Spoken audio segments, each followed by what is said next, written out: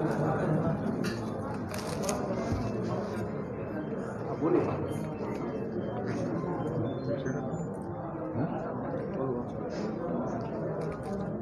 ऐसा कुछ आप पहले बताइए आपका कार्यक्रम है। ये एनएफएल एम्प्लॉयज यूनियन का आज सिलीगुड़ी ब्रांच का द्विवार्षिक अधिवेशन है। हर 2 साल का अंदर हम लोग ऑर्गेनाइजेशनल मीटिंग होता है। यहाँ पे रेल एम्प्लॉयज़ का जितना सारे समस्या है, नया समस्या जितना क्रॉप अप किया है और पुराना जो समस्या है उसका ऊपर हम लोग डिस्कशन करते हैं और डिस्कशन करने के बाद उसका समाधान करने के लिए हम लोग बातें करके उसको हायर लेवल तक हम लोग कैरी करते हैं। अब जिस क्षेत्रों में ये कार्यक्रम कर रहे हैं इसके हमारा सबसे इम्पोर्टेंट चीज़ ये है रेल के ये DHR, ये दार्जिलिंग हिमालय है, और DHR के साथ में रेल के पूरी प्रॉपर्टी जो है हम ये सुन रहा है, न्यूज़ में आया है कि ये प्राइवेटाइजेशन कर जा रहा है, ये कोशिश चल रहा है। इस मुद्दे में आपको क्या ध्यान देता है, आपको क्या चाहते हैं, आपका यूनियन का मतलब क्या स्टैंडिंग? नहीं, मेरा पास कोई ऐसा ऑफिशियल इन्फॉर्मेशन नहीं है। आप लोग के पास अनऑफिशियल बहुत सारे बातें हो सकते हैं, लेकिन हम लोग के पास कोई ऑफिशियल इन्फॉर्मेशन है नहीं कि DHR को प्राइवेटाइज किया जाएगा। DHR रहेगा इंडियन रेलवे के अंदर में, and DHR is a part and parcel of Indian railway और रहेगा। आप लोगों का क्या क्या मांग है? हाँ, आगे अभी समस्या बहुत कुछ है। इंडियन रेलवे लास्ट 2 साल में कोरोना पीरियड के बाद इंडियन रेलवे का स्थितियाँ बहुत ही ख़राब हुआ है। देश का साथ साथ इंडियन रेलवे का भी स्थिति बहुत ख़राब हुआ है। अभी प्राइवेटाइजेशन एक बहुत बड़ा इश्यूज़ है। प्राइवेटाइजेशन में पूरा देश का साथ साथ इंडियन रेलवे का एसेट भी मोनेटाइजेशन करने जा रहा है। आप लोग को पता ही है, आज से 3 महीना पहले सरकार ने मोनेटाइजेशन के लिए 1 लाख करोड़ मोनेटाइजेशन के लिए रेल का प्रॉपर्टी लीज में देने के लिए जो सिद्धांत लिया, वो सिद्धांत में हम लोग उसको विरोध करते हैं, क्योंकि रेलवे प्रॉपर्टी ये देश का प्रॉपर्टी है। ये किसी सरकार का और किसी पार्टी का प्रॉपर्टी नहीं है। आज 100 सालों से भारत का लोगों ने काम करके, रेलवे एम्प्लॉयज़ ने काम करके हम लोग ने रेल का प्रॉपर्टी बनाया है।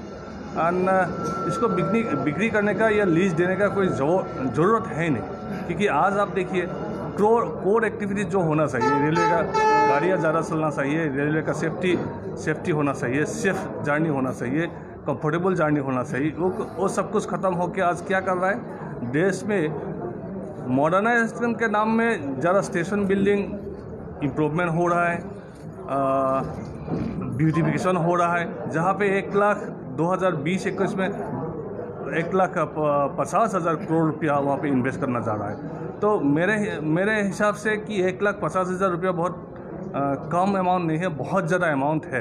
तो इतना रुपया रेलवे में इन्वेस्ट करने के बाद रेलवे से रिटर्न किया आएगा, ये सोचने वाला बात है।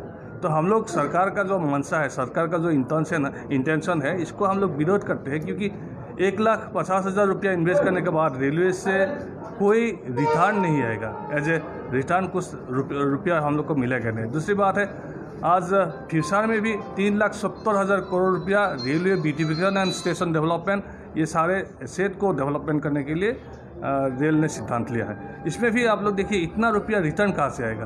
तो हम लोग कहते हैं कि रेल का जो अभी रेलवे बोल रहा है कि रेलवे के पास कोई पैसा नहीं है, तनख्वाह देने के लिए पैसा नहीं है, बोनस देने के लिए पैसा नहीं है, लेकिन रेलवे में हम लोग इवन इन कोरोना पीरियड में भी रेलवे एम्प्लॉयज़ ने काम करके हम लोग ने इनकम करके दिया। हम लोग का तनख्वाह हम लोग खुद कमाते हैं, और इसमें सरकार से पैसा मतलब दूसरा हेड से पैसा लेने का ज़रूरत नहीं है। हम लोग खुद रेलवे एम्प्लॉय पैसा कमाते हैं और पैसा खर्चा करते हैं।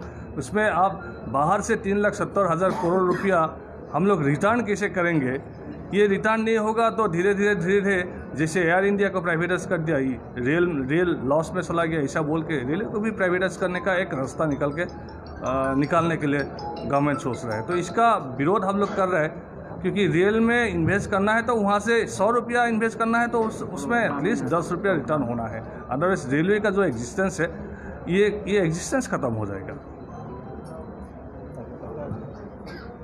इश्यूज़ बहुत बड़ा इश्यूज़ है कि न्यू पेंशन स्कीम एक बहुत बड़ा इश्यूज़ है कि 2001-2004 का बाद सारा रेलवे एम्प्लॉयज़ हो या central government employ, state government employees, ये न्यू पेंशन स्कीम का अंदर में जो पड़ा है, ये एक बहुत बड़ा समस्या है।